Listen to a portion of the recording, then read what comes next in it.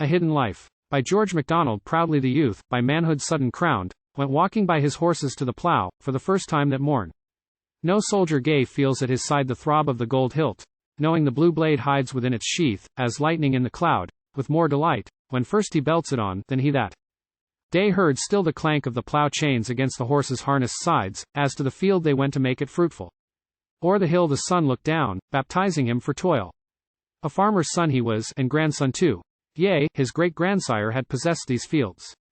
Tradition said they had been tilled by men who bore the name long centuries ago, and married wives, and reared a stalwart race, and died, and went where all had followed them, save one old man, his daughter, and the youth who ploughs in pride, nor ever doubts his toil. And death is far from him this sunny morn. Why should we think of death when life is high? The earth laughs all the day, and sleeps all night. Earth, give us food, and, after that, a grave. For both are good, each better in its time.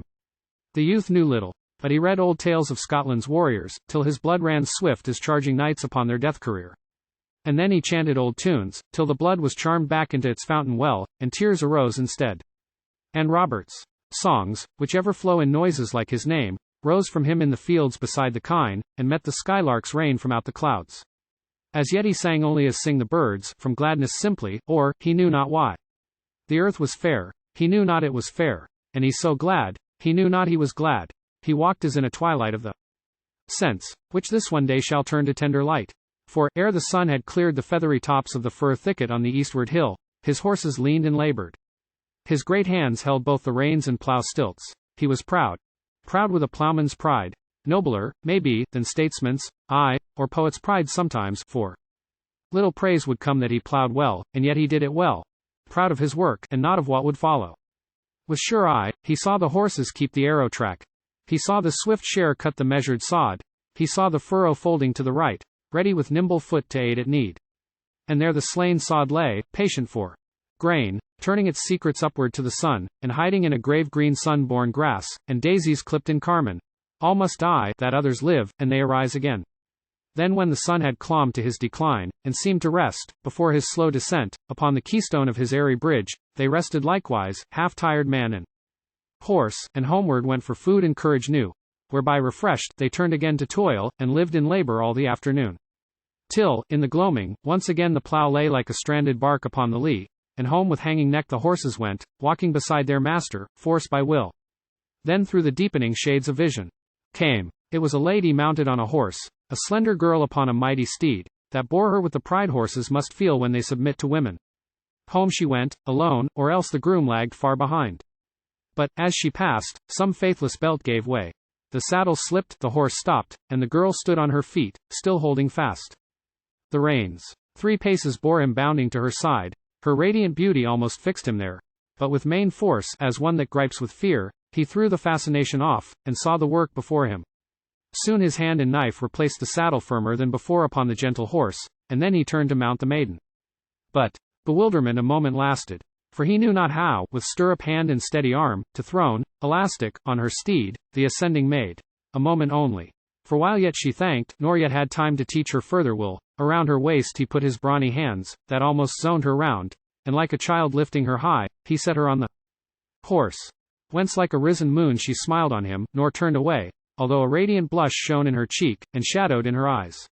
But he was never sure if from her heart or from the rosy sunset came the flush. Again she thanked him, while again he stood bewildered in her beauty. Not a word answered her words that flowed, folded in tones round which dissolving lambent music played, like dropping water in a silver cup, till, round the shoulder of the neighboring hill, sudden she disappeared. And he awoke, and called himself hard names, and turned and went after his horses, bending to his head. Ah God! When beauty passes by the door, although she ne'er came in, the house grows bare. Shut the door, there's nothing in the house. Why seems it always that it should be ours? A secret lies behind which thou dost know, and I can partly guess. But think not then, the holder of the plough had many sighs upon his bed that night, or other dreams than pleasant rose upon his view and sleep, within the magic crystal of the soul, nor that the airy castles of his brain had less foundation than the air admits. But read my simple tale, scarce worth the name, and answer, if he gained not from the fair beauty's best gift, and proved her not, in sooth, an angel vision from a higher world. Not much of her I tell. Her changeful life where part the waters on the mountain ridge, flowed down the other side apart from his Her tale hath willed deep sighs on summer eves, where in the ancient mysteries of woods walketh a man who worships womanhood. Soon was she orphaned of such parent haunts, surrounded with dead glitter, not the shine of leaves in wind and sunlight, while the youth breathed on as if a constant breaking dawn sent forth the newborn wind upon his brow, and knew the morning light was climbing up the further hillside. Morning light, which most, they say, reveals the inner hues of earth. Now she was such as God had made her, ere the world had tried to spoil her. Tried, I say, and half succeeded, failing utterly. Fair was she, frank, and innocent as a child that stares you in the eyes, fearless of ill, because she knew it not, and brave withal, because she drank the draught that maketh strong, the charmed country air. Her father's house, a Scottish laird was he, of ancient name, stood only 2 miles off amid the hills, but though she often passed alone as now, the youth had never seen her face before, and might not twice. Yet was not once enough? It left him not. She, as the harvest moon that goeth on her way, and knoweth not the fields of grain whose ripening ears she fills with wealth of life and human joyfulness, went on, and knew not of the influence she left behind. Yea, never thought of him, save at those times when, all at once, old scenes return uncalled, with wonder that they come, amidst far other thoughts and other cares, sinking again into their ancient graves, till some far whispered necromantic spell loose them once more to wander for a space.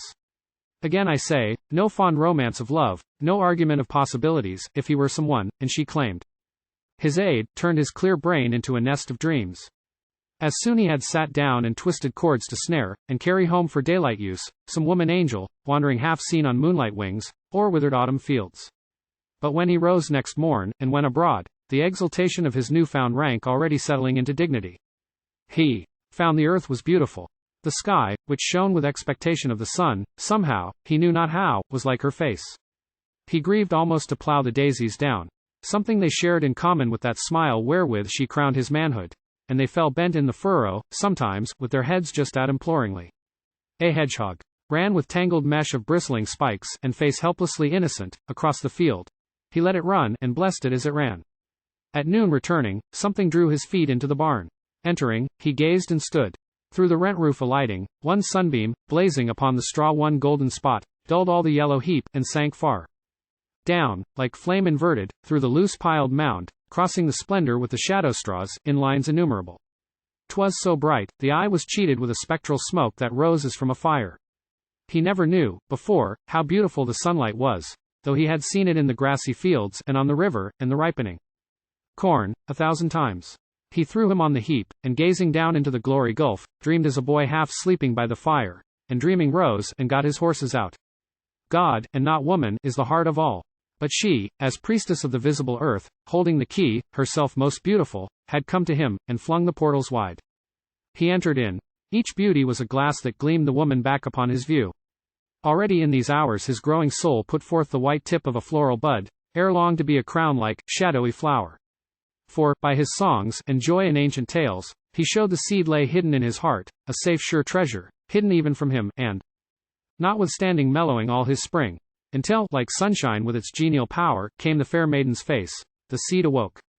I need not follow him through many days, nor tell the joys that rose around his path, ministering pleasure for his labor's meed, nor how each morning was a boon to him, nor how the wind, with nature's kisses fraught, flowed inward to his soul, nor how the flowers asserted each an individual life, a separate being, for in his thought, nor how the stormy days that intervened called forth his strength, and songs that quelled their force, nor how in winter time, when thick the snow armed the sad fields from gnawing of the frost, and the low sun but skirted his far realms, and sank in early night, he took his place beside the fire, and by the feeble lamp had book on book, and lived in other lives, and other needs, and other climes than his, and added other beings thus to his.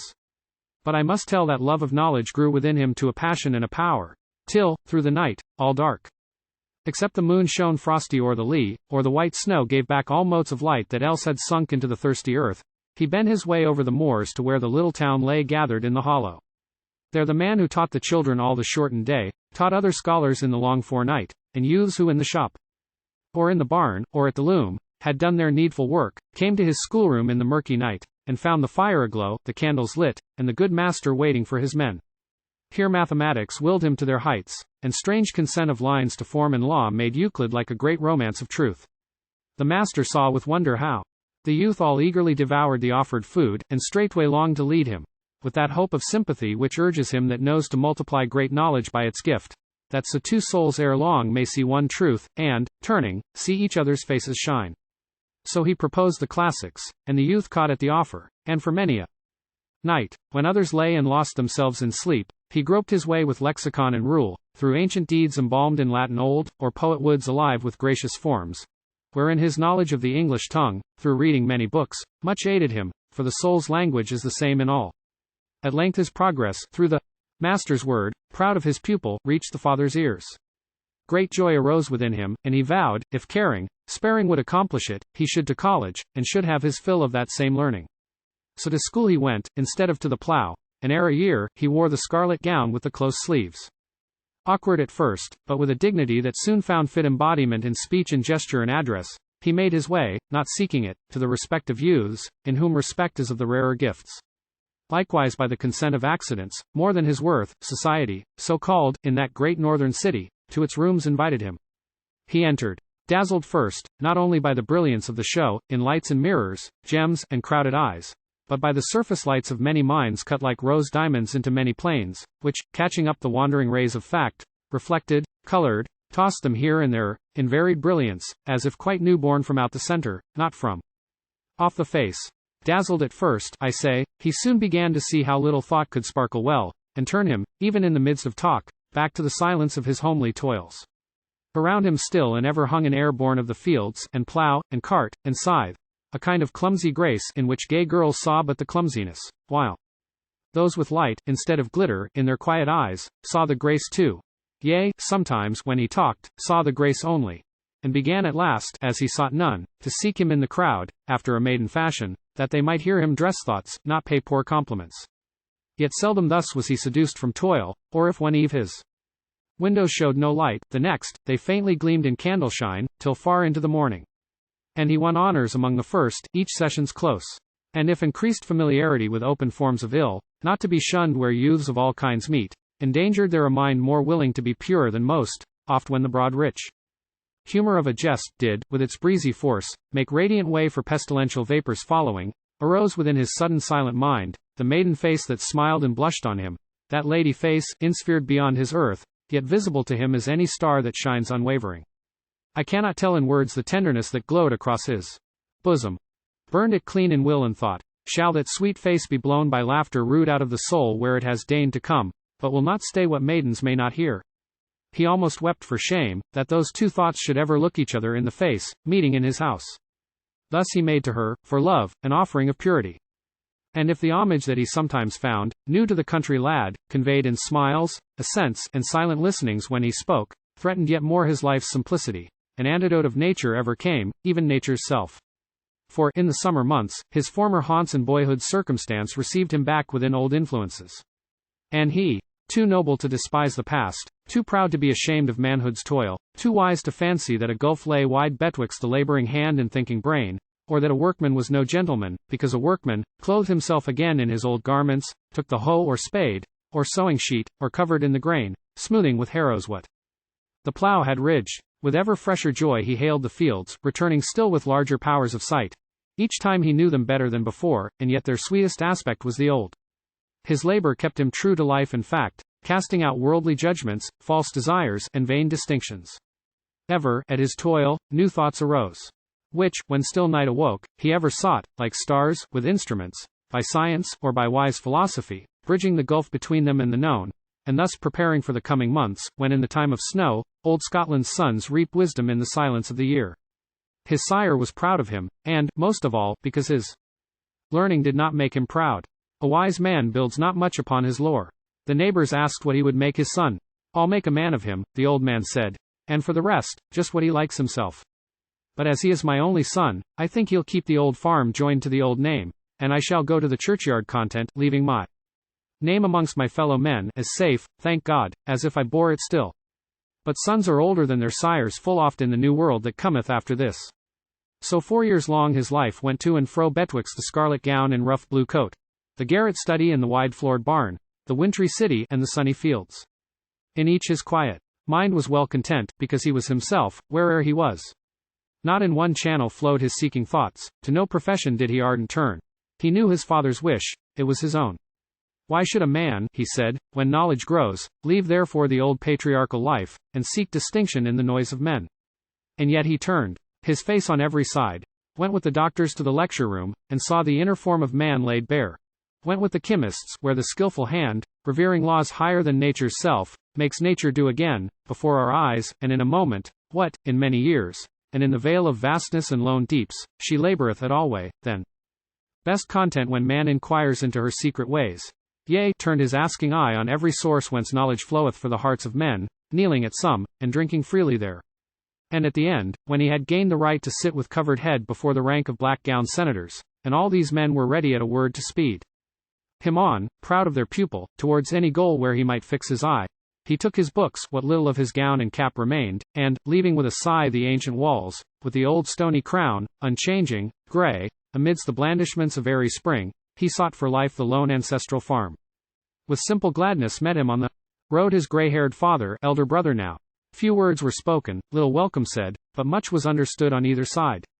If with a less delight he brought him home than he that met the prodigal returned, yet with more confidence, more certain joy, and with the leaning pride that old men feel in young strong arms that draw their might from them, he led him to the house.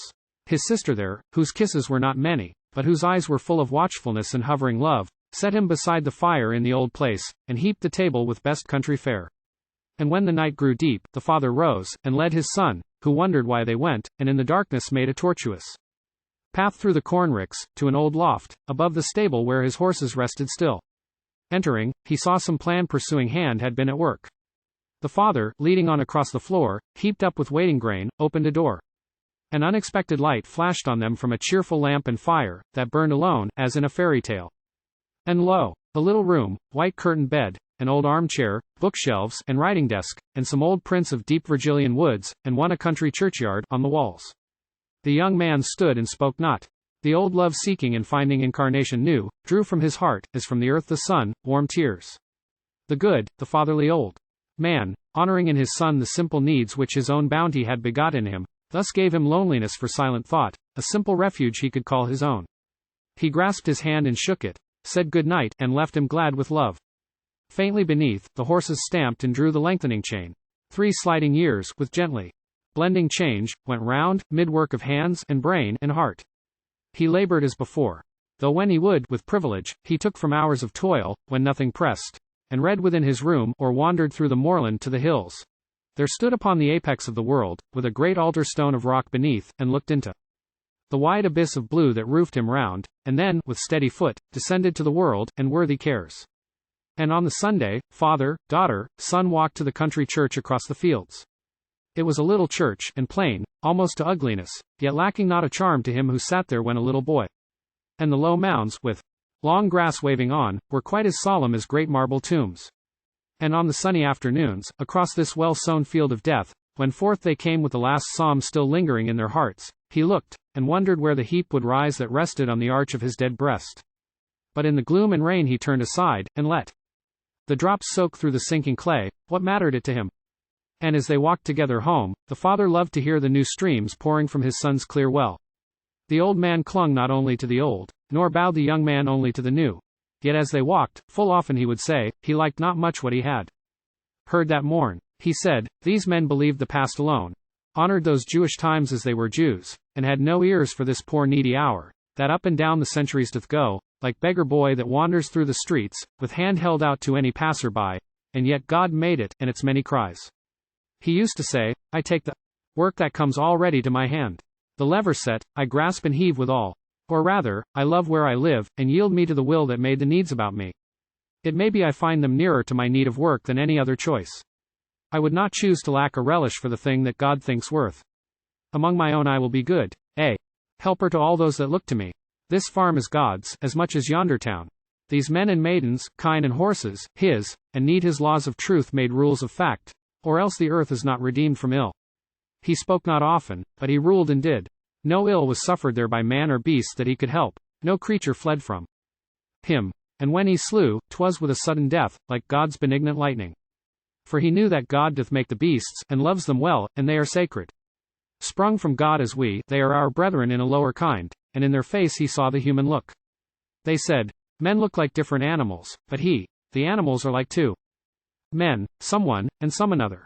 Cruelty, he said, would need no other fiery hell, than that the ghosts of the sad beasts should come, and crowding, silent, all their heads one way, stare the ill man to madness.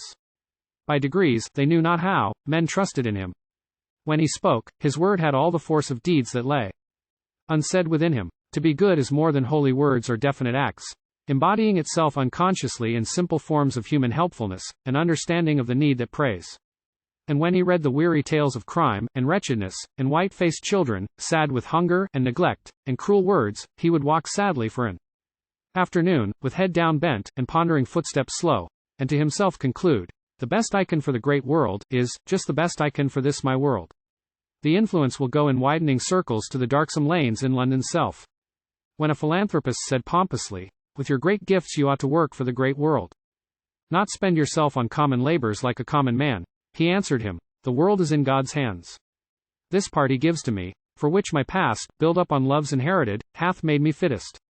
Neither will he let me think primeval, godlike work too low to need, for its perfection, manhood's noblest powers and deepest knowledge, far beyond my gifts. And for the crowds of men, in whom a soul cries through the windows of their hollow eyes for bare humanity, and leave to grow, would I could help them. But all crowds are made of individuals, and their grief, and pain, and thirst, and hunger, all are of the one, not of the many. And the power that helps enters the individual, and extends thence in 1,000 gentle influences to other hearts. It is not made one's own by laying hold of an allotted share of general good divided faithfully.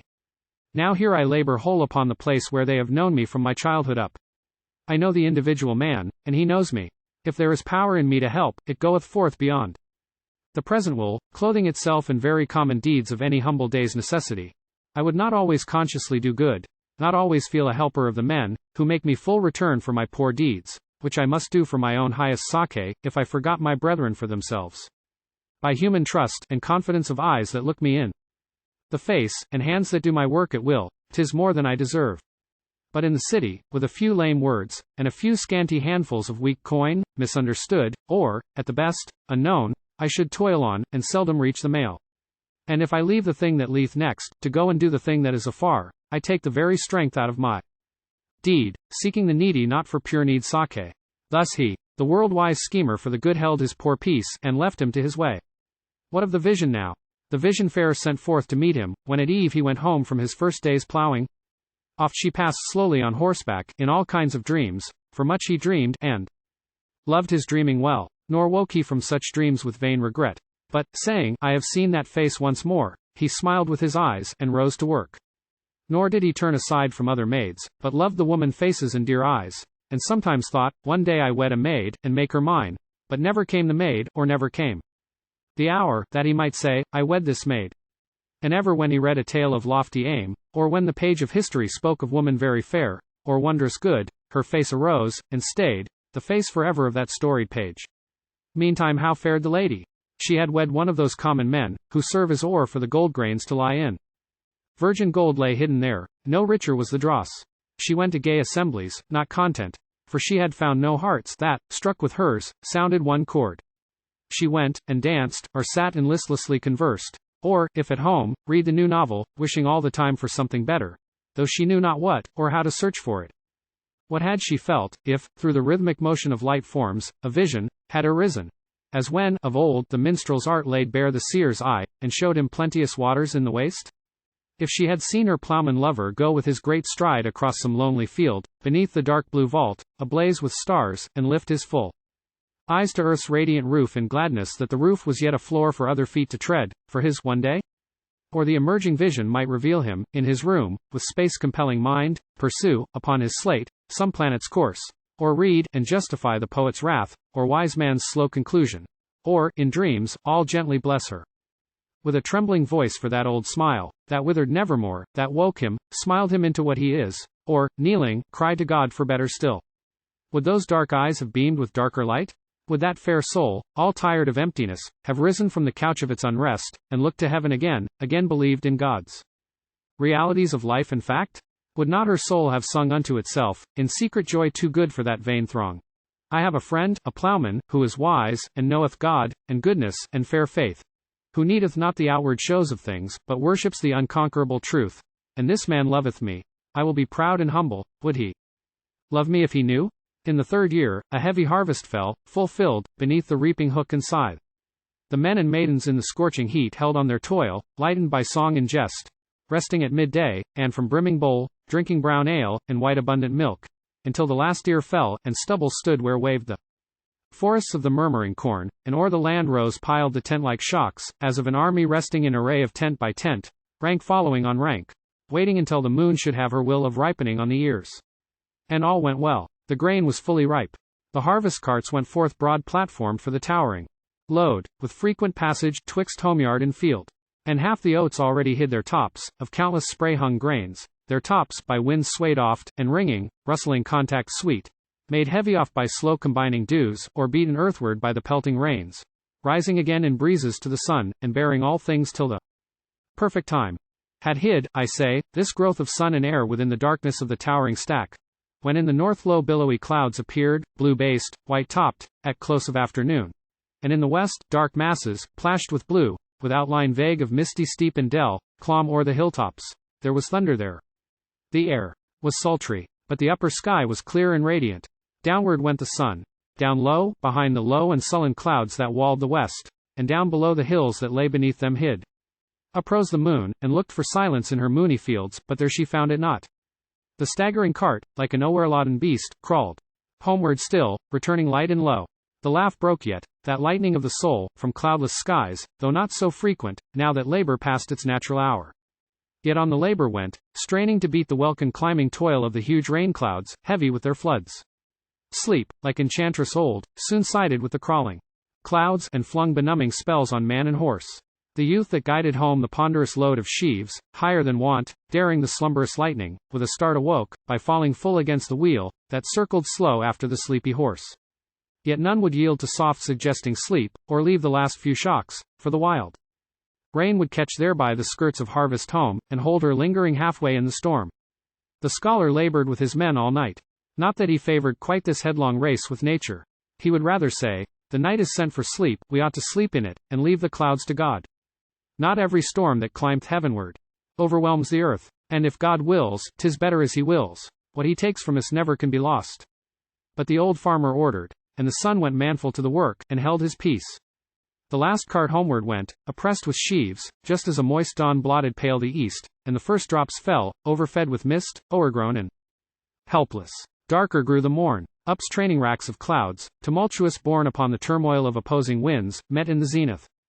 And the silence ceased. The lightning brake, and flooded all the earth, and its great roar of billows followed it. The deeper darkness drank the light again, and lay unslaked. But ere the darkness came, in the full revelation of the flash, he saw, along the road, borne on a horse powerful and gentle, the sweet lady go, whom years agone he saw forevermore. Ah me, he said, my dreams are come for me, now they shall have their time. And home he went, and slept and moaned, and woke, and raved, and wept. Through all the net-drawn labyrinth of his brain the fever raged, like pent internal fire. His father soon was by him, and the hand of his one sister soothed him. Days went by. As in a summer evening, after rain, he woke to sweet quiescent consciousness, enfeebled much, but with a new-born life. As slow the weeks passed, he recovered strength, and ere the winter came, seemed strong once more. But the brown hue of health had not returned on his thin face, although a keener fire burned in his larger eyes, and in his cheek the mounting blood glowed radiant, summoning force, sometimes, unbidden, with a sunset red.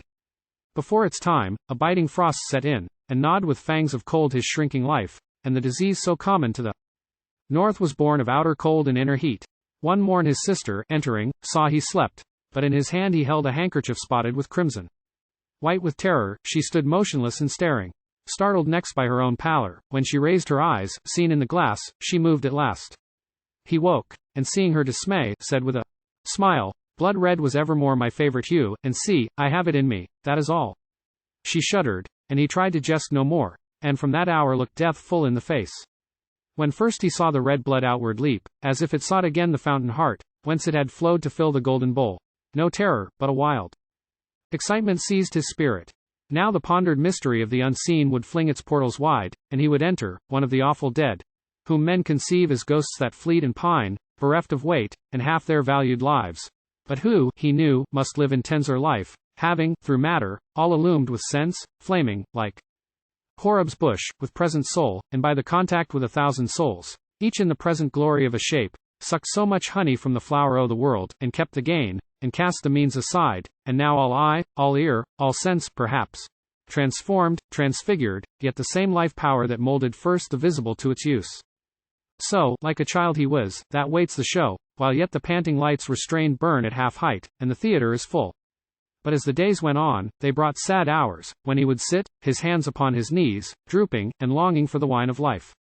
Now he learned what new necessities come when the outer sphere of life is riven, and casts distorted shadows on the soul, while the poor soul, not yet complete in God, cannot with inward light burn up the shades, and laugh at seeming that is not the fact.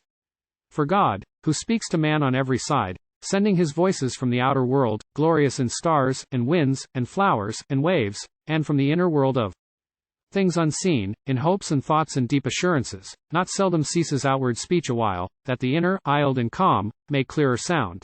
Or, calling through dull storms, proclaim a rest, one center fixed amid conflicting spheres. And thus the soul, calm in itself, become able to meet and cope with outward things, which else would overwhelm it utterly. And that the soul, saying I will the light, may, in its absence, yet grow light itself, and man's will glow the present will of God, self-known, and yet divine. Gracious God, do with us what thou wilt, thou glorious heart. Thou art the God of them that grow, no less than them that are, and so we trust in thee for what we shall be, and in what we are. Yet in the frequent pauses of the light, when fell the drizzling thaw, or flaky snow, or when the heaped-up ocean of still foam reposed upon the tranced earth, breathing low, his soul was like a frozen lake beneath the clear blue heaven, reflecting it so dim that he could scarce believe there was a heaven, and feared that beauty might be but a toy invented by himself in happier moods. For, said he, if my mind can dim the fair, why should it not enhance the fairness too? But then the poor mind lay itself all dim, and ruffled with the outer restlessness of striving death and life.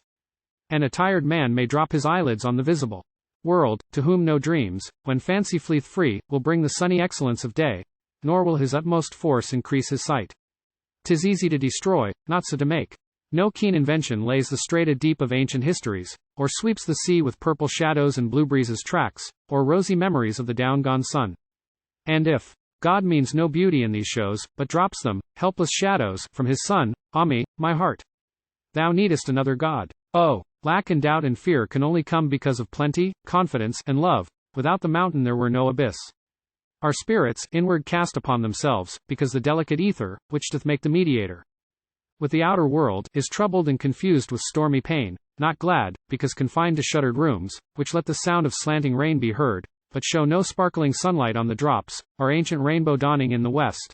Cast on themselves, I say, nor finding there the thing they need, because God has not come, and, claiming all their human his divine, revealed himself in all their inward parts, go wandering up and down a dreary house. Thus reasoned he, yet up and down the house he wandered moaning, till his soul and frame, in painful rest compelled, full oft lay still, and suffered only. Then all suddenly a light would break from forth an inward well, God shone within him, and the sun arose. And to its windows went the soul and looked, lo! O'er the bosom of the outspread earth flowed the first waves of sunrise, rippling on. Much gathered he of patient faith from off these gloomy heaths, this land of mountains dark, by moonlight only, like the sorcerer's weeds, as testify these written lines of his found on his table, when his empty chair stood by the wall, with yet a history clinging around it for the old man's eyes. I am weary, and something lonely, and can only think. If there were some water only, that a spirit might drink, and rise with light in the eyes, and a crown of hope on the brow, and walk in outgoing gladness, not sit in an inward sadness, as now. But, Lord, thy child will be sad as it pleaseth thee, will sit, not needing to be glad, till thou bid sadness flee, and drawing near with a simple cheer, speak one true word to me. Another song in a low minor key from awful holy calm, as this from grief, I weave, a silken flower, into my web, that goes straight on, with simply crossing lines, floating few colors upward to the sight. Holy midnight of the soul, when stars alone are high, when winds are dead, or at their goal, and sea waves only sigh. Ambition faints from out the will. Asleep sad longing lies. All hope of good, all fear of ill, all need of action dies. Because God is, and claims the life he kindled in thy brain, and thou in him, wrapped far from strife, diest and lives it again. It was a changed and wintry time to him, but visited by April airs and scents, that came with sudden presence, unforetold. As brushed from off the outer spheres of spring in the new singing world, by winds of sighs, that wandering swept across the glad to be. strange longings that he never knew till now, a sense of want, yea of an infinite need, cried out within him, rather moaned than cried. And he would sit a silent hour and gaze upon the distant hills with dazzling snow upon their peaks, and thence, down their sides, streaked vaporous, or starred in solid blue. And then a shadowy sense arose in him, as if behind those world-enclosing hills, there sat a mighty woman, with a face as calm as life, when its intensity pushes it nigh to death, waiting for him, to make him grand forever with a kiss, and send him silent through the toning worlds. The father saw him waning. The proud sire beheld his pride go drooping in the cold down to the warm earth, and gave God thanks that he was old. But evermore the son looked up and smiled as he had heard strange news, across the waste, of primrose buds and flowers. Then again to his father he would come seeking for comfort, as a troubled child, and with the same child's hope of comfort there. Sure there is one great Father in the heavens, since every word of good from Father's lips falleth with such authority, although they are but men as we. God speaks in them. So this poor son who neared the unknown death, took comfort in his father's tenderness, and made him strong to die. One day he came, and said, "What think you, Father, is it hard, this dying?" "Well, my boy," he said, "we'll try and make it easy with the present God. But, as I judge, though more by hope than sight, it seemeth harder to the lookers on than him that dieth. It may be, each breath, that they would call a gasp, seems unto him a sigh of pleasure, or, at most, the sob wherewith the unclothed spirit, step by step, wades forth into the cool eternal sea. I think, my boy, death has two sides to it, one sunny and one dark. As this round earth is every day half sunny and half dark. We on the dark side call the mystery death, they on the other, looking down in light, wait the glad birth, with other tears than ours. Be near me, Father, when I die, he said. I will, my boy, until a better sire takes your hand out of mine, and I shall say, I give him back to thee. Oh, love him, God, for he needs more than I can ever be. And then, my son, mind and be near in turn, when my time comes, you in the light beyond, and knowing all about it, I all dark. And so the days went on, until the green shone through the snow in patches, very green. For, though the snow was white, yet the green shone. And hope of life awoke within his heart. For the spring drew him, warm, soft, budding spring, with promises. The father better knew. God, give us heaven. Remember our poor hearts. We never grasp the zenith of the time, we find no spring, except in winter prayers. Now he, who strode a king across his fields, crept slowly through the breathings of the spring, and sometimes wept in secret, that the earth, which dwelt so near his heart with all its suns, and moons, and maidens, soon would lie afar across some unknown, sure dividing waste. Yet think not, though I fall upon the sad, and lingering listen to the fainting tones, before I strike new chords that seize the old and waft their essence up the music stair. Think not that he was always sad, nor dared to look the blank unknown full in the void. For he had hope in God, the growth of years, ponderings, and aspirations from a child, and prayers and readings and repentances. Something within him ever sought to come at peace with something deeper in him still. Some sound sighed ever for a harmony with other deeper, fainter tones, that still drew nearer from the unknown depths, wherein the individual goeth out in God, and smoothed the discord ever as they grew. Now he went back the way the music came, hoping some nearer sign of God at hand, and, most of all, to see the very face that in Judea once, at supper time, arose a heaven of tenderness above the face of John, who leaned upon the breast soon to lie down in its last weariness. And as the spring went on, his budding life swelled up and budded towards the invisible, bursting the earthy mold wherein it lay. He never thought of churchyards, as before, when he was strong, but ever looked above, away from the green earth, to the blue sky, and thanked God that he died not in the cold. For, said he, I would rather go abroad when the sun shines, and birds are happy here. For, though it may be we shall know no place, but only mighty realms of making thought, not living in creation any more, but evermore creating our own worlds. Yet still it seems as if I had to go into the sea of air that floats and heaves, and swings its massy waves around our earth, and may feel wet to the unclothed soul, and I would rather go when it is full of light and blueness, than when gray and fog thicken it with the steams of the old earth. Now in the first of summer I shall die, lying, mayhap, at sunset, sinking asleep, and going with the light, and from the dark. And when the earth is dark, they'll say, he is dead. But I shall say, ah God, I live and love. The earth is fair, but this is fairer still. My dear ones, they were very dear. But now the past is past, for they are dearer still. So I shall go, in starlight, it may be, or lapped in moonlight ecstasies, to seek the heart of all, the man of all, my friend, whom I shall know my own beyond all loves, because he makes all loving true and deep, and I live on him, in him, he in me. The weary days and nights had taught him much, had sent him, as a sick child creeps along, until he hides him in his mother's breast, seeking for God.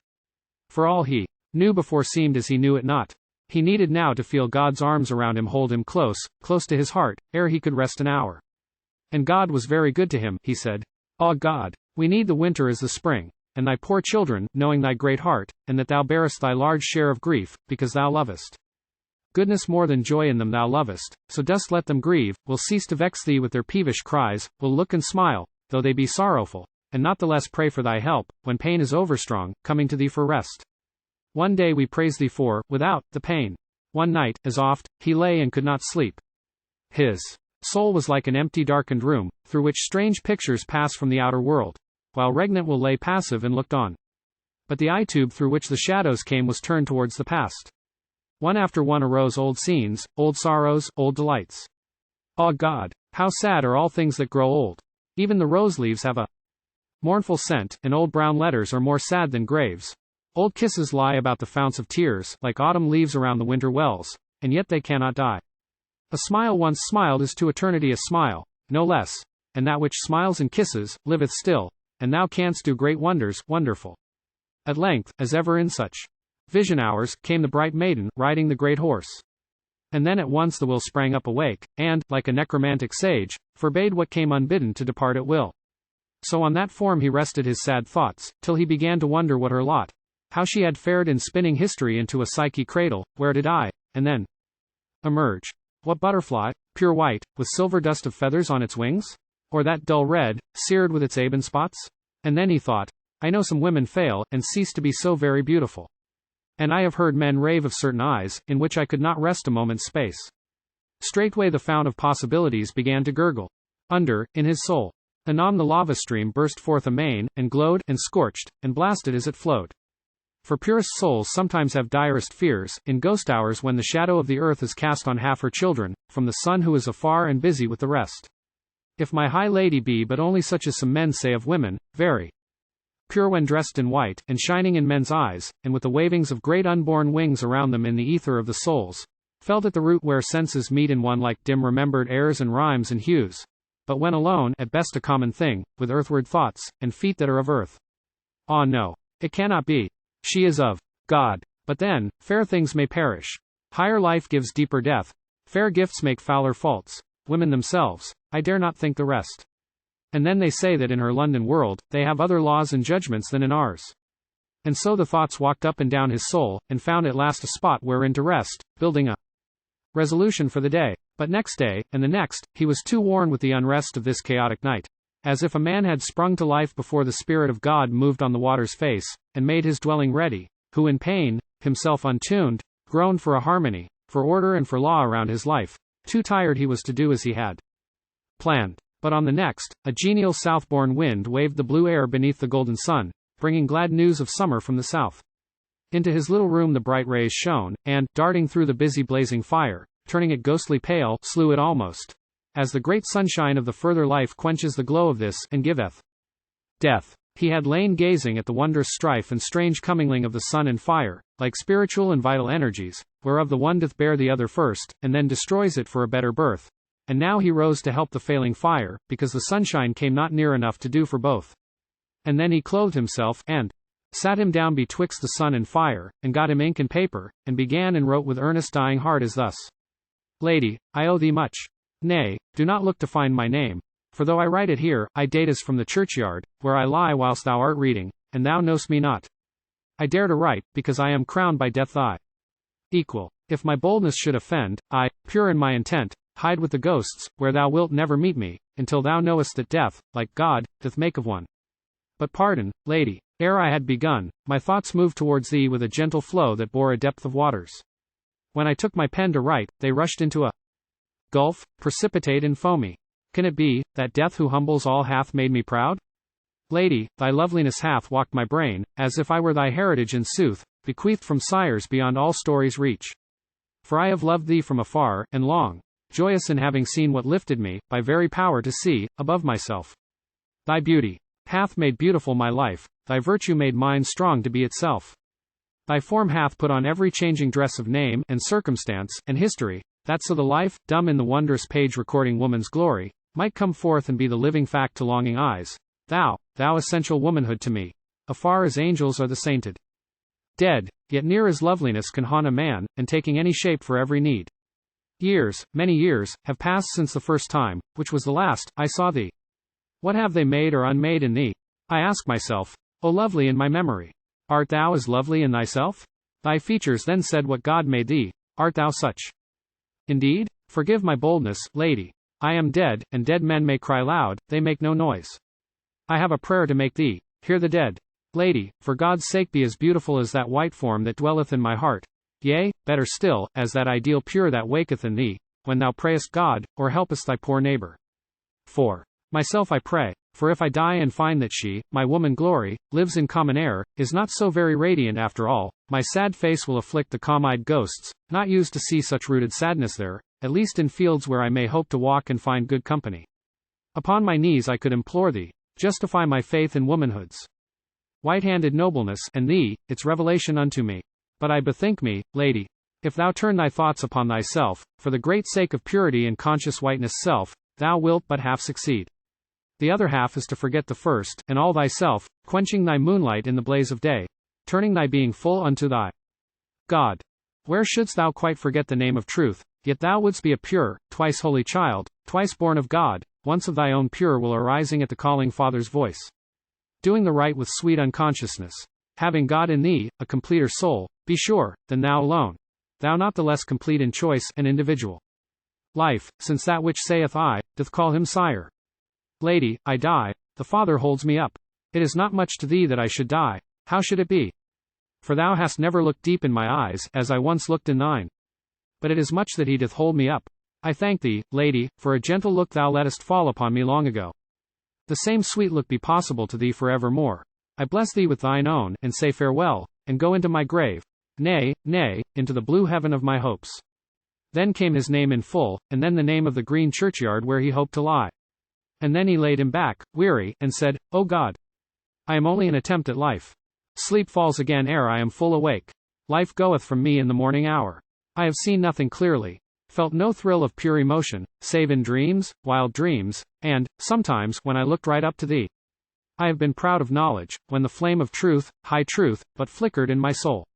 Only at times, in lonely midnight hours, when in my soul the stars came forth, and brought new heights of silence, quelling all my sea, have I beheld clear truth, apart from form, and known myself a living lonely thought, isled in the highland of truth alway. I have not reaped earth's harvest, O my God. Have gathered but a few poor wayside flowers, harebells, red poppies, closing pimpernels, all which thou hast invented, beautiful God, to gather by the way, for comforting. Have I aimed proudly, therefore aimed too low, striving for something visible in my thought, and not the unseen thing hid far in thine? Make me content to be a primrose flower among thy nations, that the fair truth, hid in the sweet primrose, enter into me, and I rejoice, an individual soul, reflecting thee, as truly then divine, as if I towered the angel of the sun. All in the night, the glowing worm hath given me keener joy than a whole heaven of stars. Thou camest in the worm more near me then. Nor do I think, were I that green delight, I'd change to be the shadowy evening star. Ah, make me, Father, anything thou wilt, so be thou will it. I am safe with thee. I laugh exulting. Make me something, God. Clear, sunny, veritable purity of high existence, in its self-content, and in the things that are besides itself, and seeking for no measures. I have found the good of earth, if I have found this death. Now I am ready. Take me when thou wilt. He laid the letter in his desk, with seal and superscription. When his sister came, he said, You'll find a note there, afterwards. Take it yourself to the town, and let it go. But do not see the name, my sister true. I'll tell you all about it, when you come. And as the eve, through paler, darker shades, insensibly declines, and is no more, the lordly day once more a memory, so died he. In the hush of noon he died. Through the low valley fog he brake and climbed. The sun shone on. Why should he not shine on? The summer noises rose o'er all the land. The love of God lay warm on hill and plain. 'Tis well to die in summer. When the breath, after a long, still pause, returned no more, the old man sank upon his knees, and said, Father, I thank thee. It is over now, and thou hast helped him well through this sore time.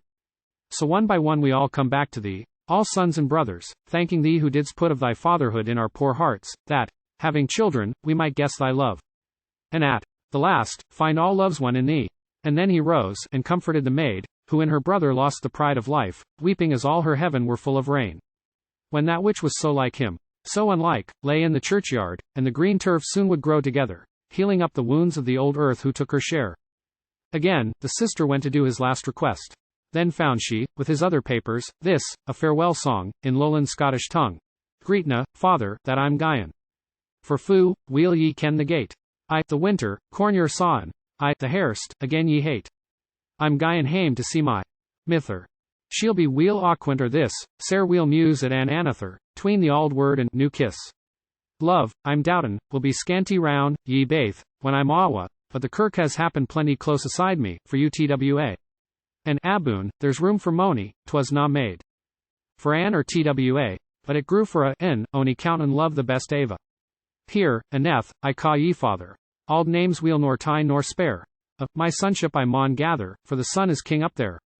Greetna, father, that I'm gien, for ye ken fu, weel the gate. Here, in winter, castor. Sawn.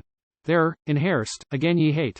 What of the lady? Little more I know, not even if, when she had read the lines, she rose in haste, and to her chamber went, and shut the door.